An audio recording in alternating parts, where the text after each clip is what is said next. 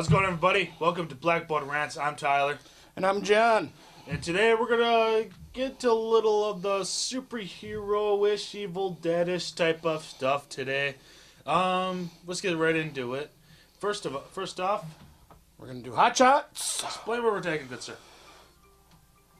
We are going to have Tapatio hot sauce. I've seen this in different Mexican restaurants.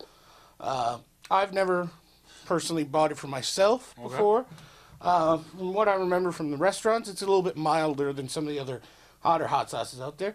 So let's do it. Find out. All right. Oh, now that you said that, I believe I did have this type of hot sauce since in a great little Mexican restaurant. It's in Green Bay. It's called Taco Burrito. I went there with my good friends a lot, and they use this type of hot sauce. It's going a little bit slow. I know this is really going to take forever. Can we take off this plastic part? Does it come off? I think so. There you go. Let's oh, there we go. Let's get to the good stuff. Ooh, all right. It's filling right up. There we go. One for me, bartender.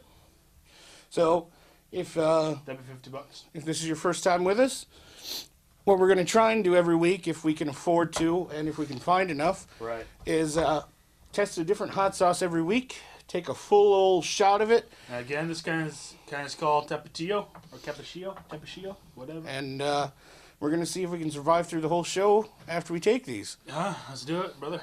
Probst. Got a little bit more grit to it than the last one. Yeah. Wow. So not as liquidy, a little bit of pulp in there. Oh yeah. Can feel that hitting my stomach. Woo. All right.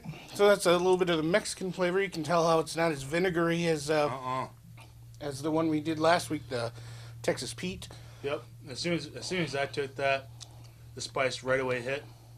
And right now it's kind of hitting the back of my throat. Yeah, a little bit there.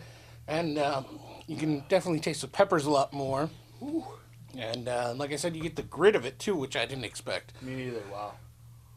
All right, so let's see how long we can survive. Oh. On to our first subject. All right.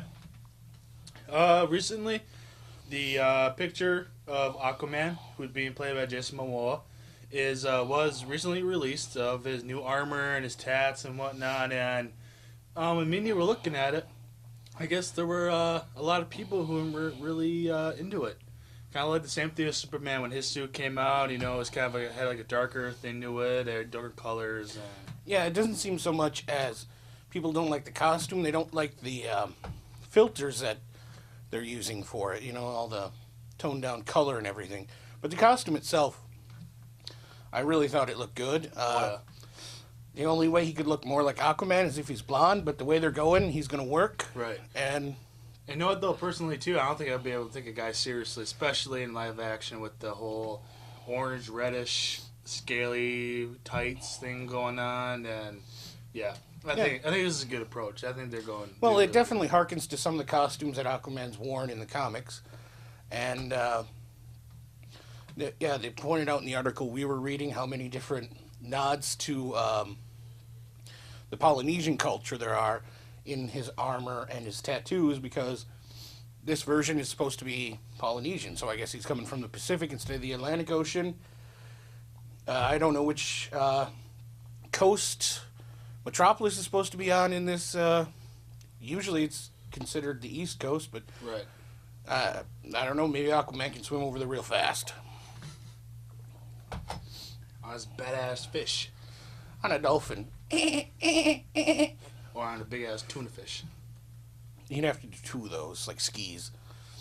That'd be pretty awesome, actually. All right, so what's Right. next? Like I said before, we're getting pretty superhero-y here at Blackboard Rants. Today we're going to talk about some things that we know about X-Men Apocalypse. So, John, what do we know so far? Well, we know so far that they're going to have Apocalypse in it. And for those of you who don't know, Apocalypse is the oldest mutant on Earth. They showed him at the tag after the end credits in X-Men Days of Future Past, where you saw this Egyptian, and everybody went down and bowed to him, said his name, Abin Senor, which is Apocalypse's true name. And Apocalypse, he was the first mutant. He's the oldest mutant. He, in the comics, has found alien tech that allows him to manipulate himself to make himself better. And he wants to rule the world and be in charge of all the mutants. In the comic books, it leads to a lot of great storylines.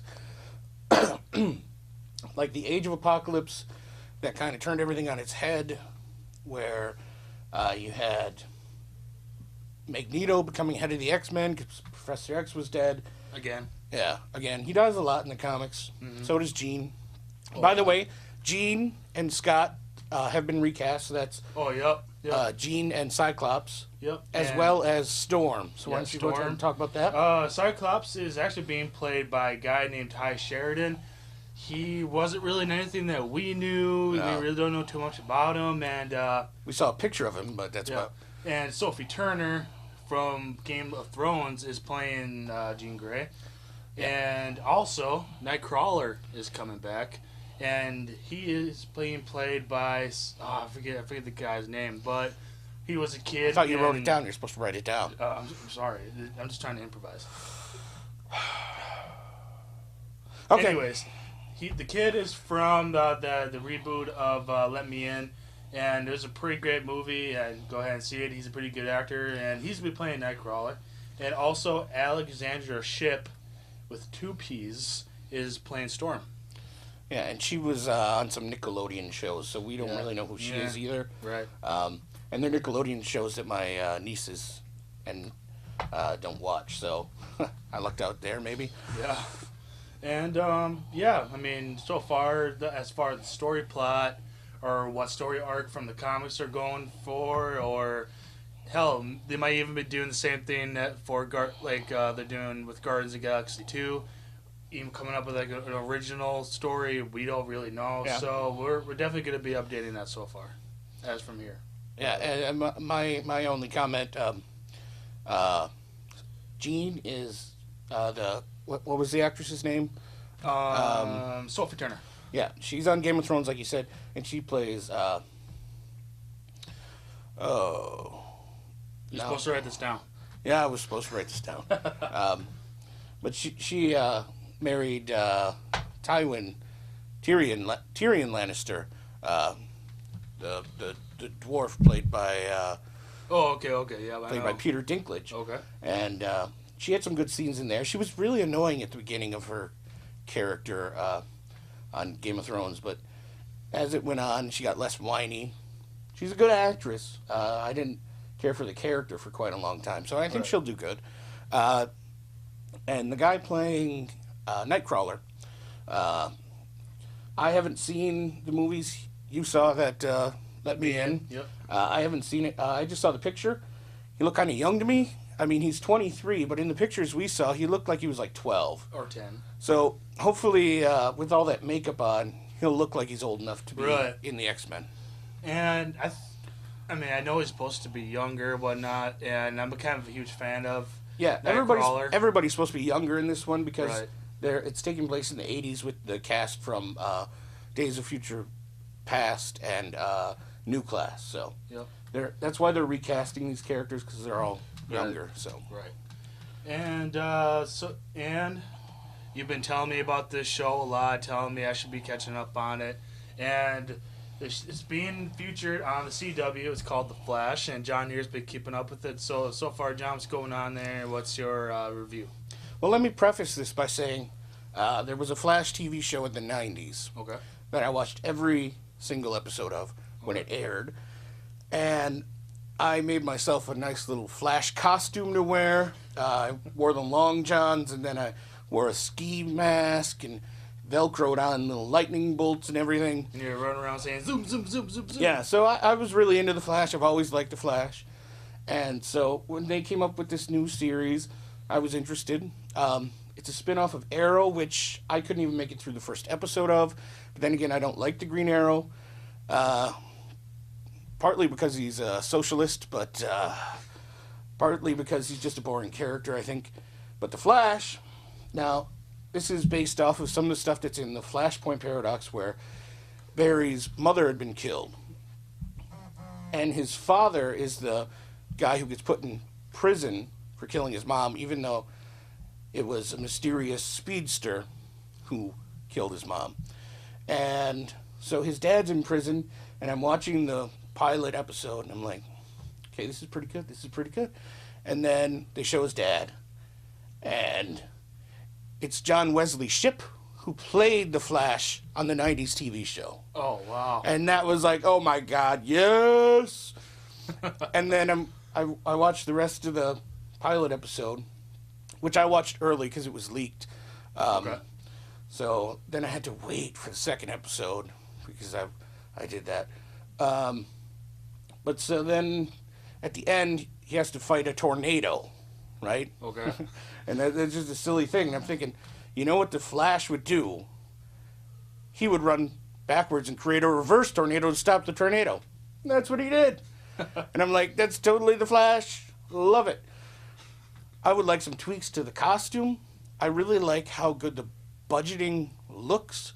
It looks a lot better than Agents of S.H.I.E.L.D. It doesn't look as cheap. Right. Especially, I don't know if this is a spoiler or not.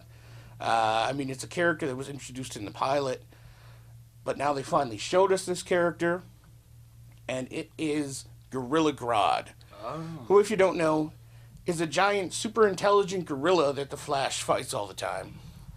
So they put a full-on CGI gorilla in the last episode that aired, and it wasn't great CG, but it looked better than anything Marvel's given us on TV. Right, right. And it keeps me interested. They bring in characters and try to make it a little bit more plausible than the comics.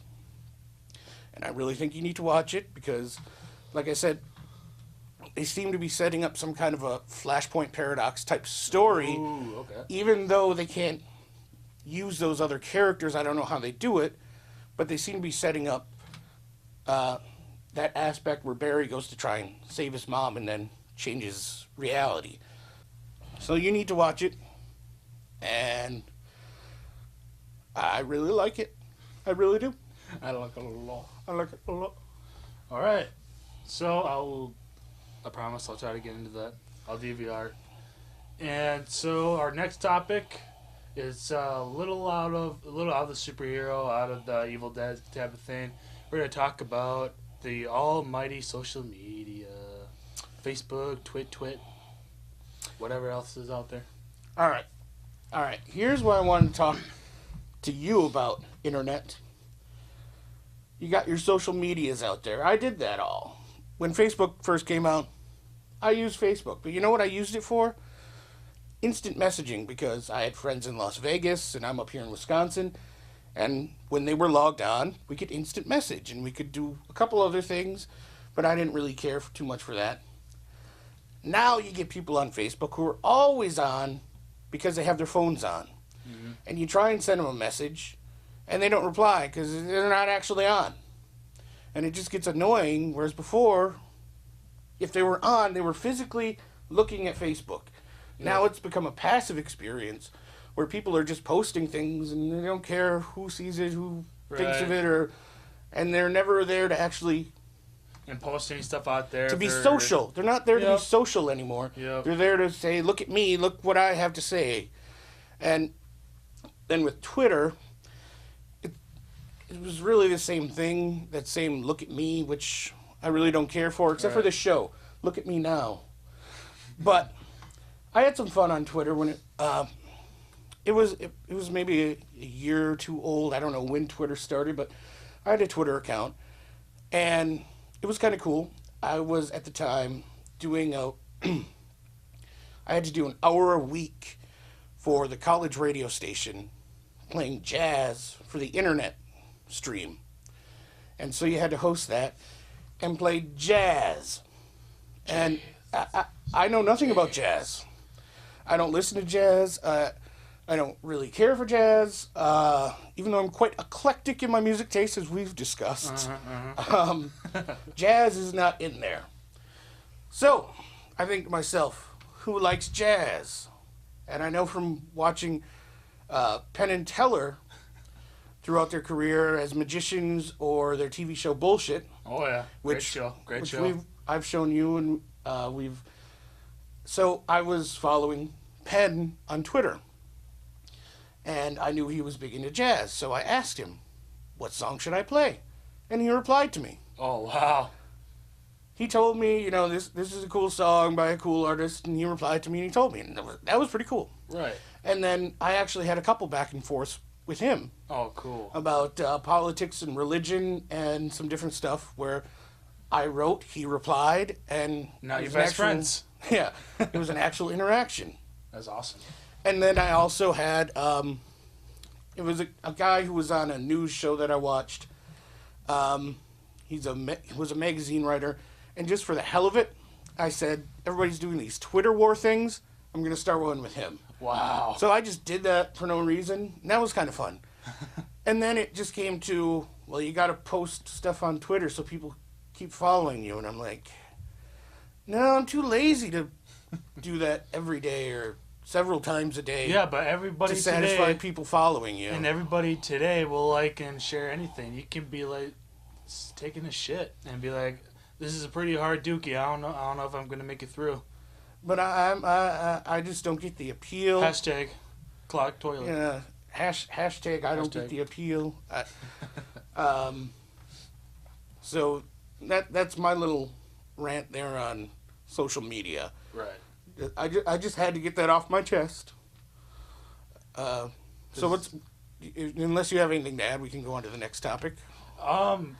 I'm not really. The only thing I use social media for is following my bands and music news and talking to friends who in different cities or who I hang out a lot. So, but like I said, yeah, so many of my friends that are in different cities, they're just logged on all the time. And you never really get to talk to them because you don't really know when they're on. Right. And then people get so many messages now, they ignore them. They're like, oh yeah, I saw it. I didn't have time to reply. That's why if you can, quit meeting people on Facebook. Physically meet the people, go out with friends, go bowling, go get drunk, do what you do. I mean, be social, not socially mediated. Yeah. Yeah. Anyways, now we're going to get into The Evil Dead. We've seen now that The Evil Dead is becoming a TV show, so I'm going to get right over to John since he loves Evil Dead. Oh, yeah. I have been following... I think the microphone probably just picked up that snort then. I have been following The Evil Dead for quite a long time. I'm a big fan. I haven't bought all the multiple different versions of each DVD only because I can't afford it. Right. One of my first short films was actually an homage to The Evil Dead, along with a horror film that one of my professors had written. And for the longest time, the last movie came out in, I think it was 92 or 93, okay. Army of Darkness.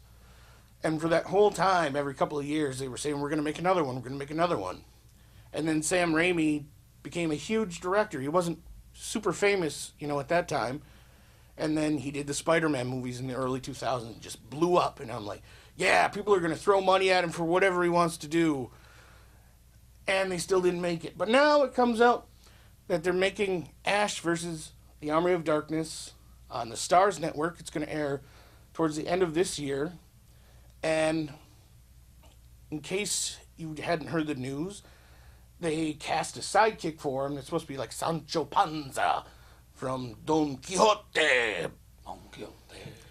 Which Don Quixote was delusional and thought he was a hero when he really wasn't, and Sancho Panza knew he wasn't really a hero, but thought he was a cool dude and helped him out anyway.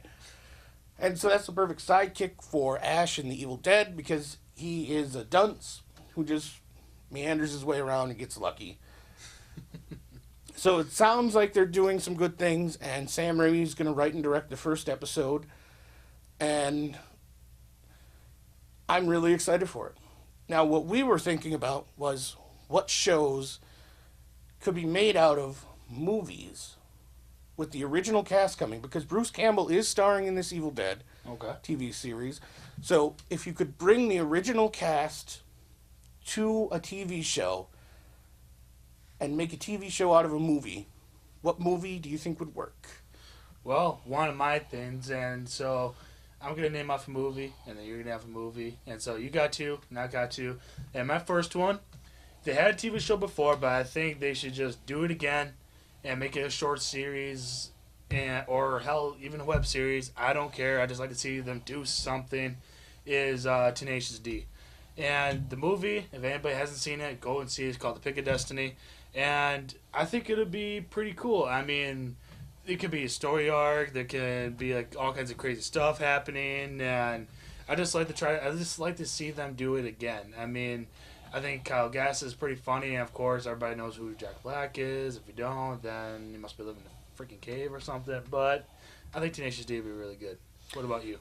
I think they'd be good, except I would disqualify them from this conversation because they already had a TV show. Which I already said. Yeah, I know, but that would just disqualify them for me for this conversation. My first pick would be Galaxy Quest. Tim Allen is doing TV again, where he started out, and why not get him on there? You could have Sigourney Weaver if you could get her. Alan Rickman's getting old. He might want to settle down and do a TV series. And it would just be a lot of fun antics, especially now that Star Trek has come back. They got the new movies going. So you could even throw in a stab there about the new movies and how there's another alien civilization that is going off the new movies while this other one's going off the old movies or something like that. Right. And I think it could just be fun because the Galaxy Quest was a fun little movie.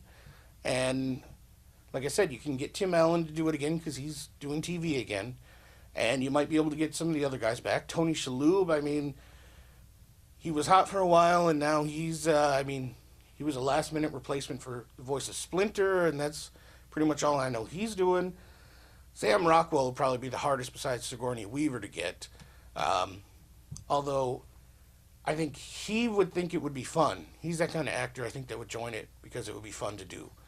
So they might be able to squeeze him in there, just like Netflix said that they're doing a new series based on the movie Wet Hot American Summer, which is a cult classic movie. Not a lot of people probably heard of it. But an actor who was little known at that time in that movie was Bradley Cooper. Oh, wow.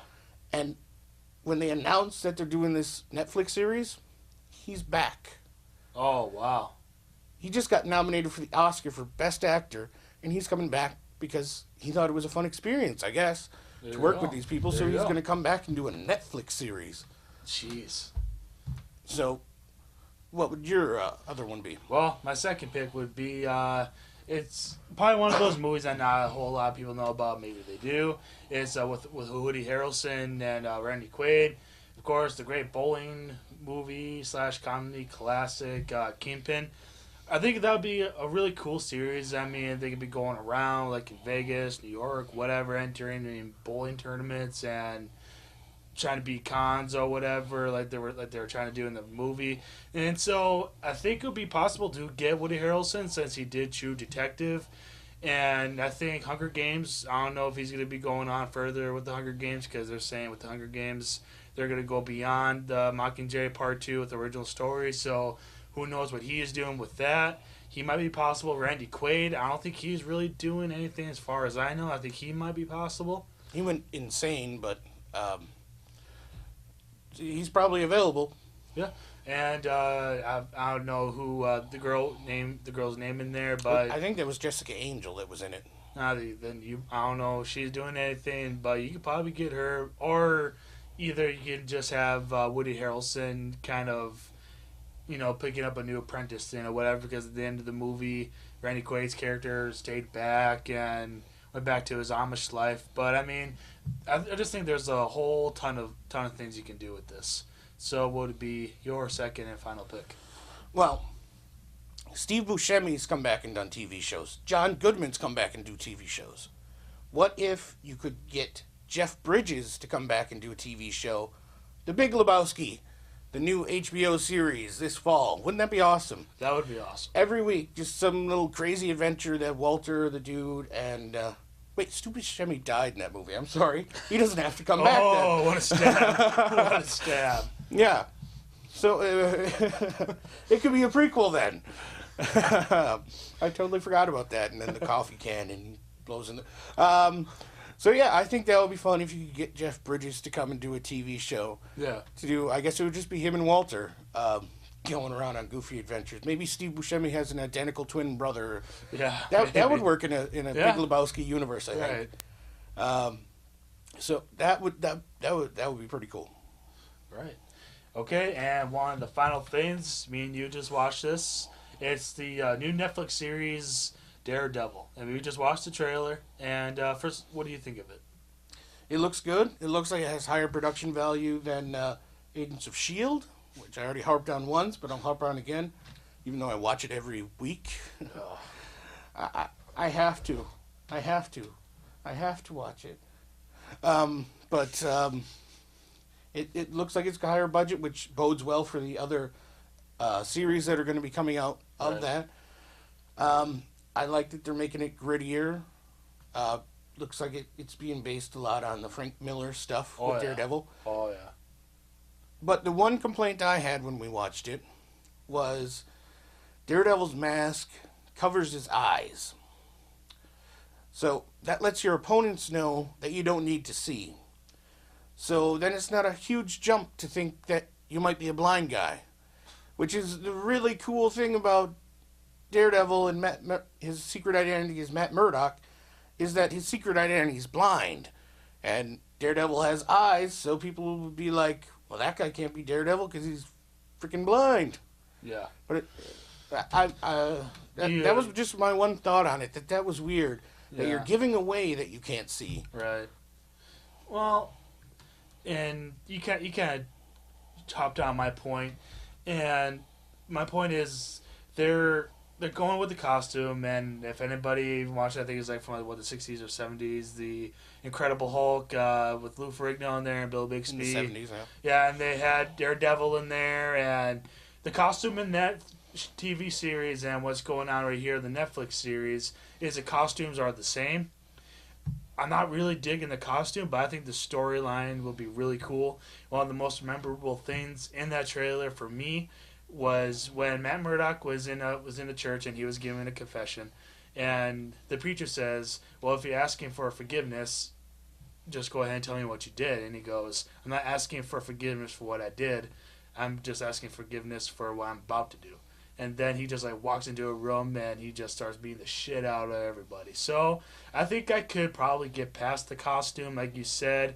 It's covering his eyes, and I understand they want to stay true to the Frank Miller-esque kind of thing.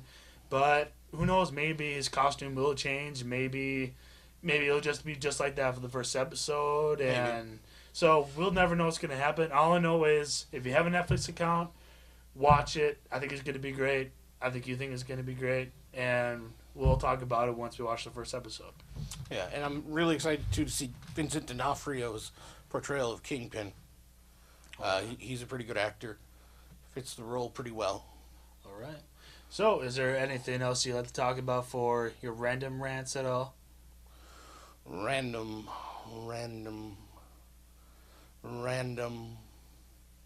Nope. All right. No randomness. Okay. Are we done? So we're done. We're done. We're done. Right. See ya. Bye. Bye.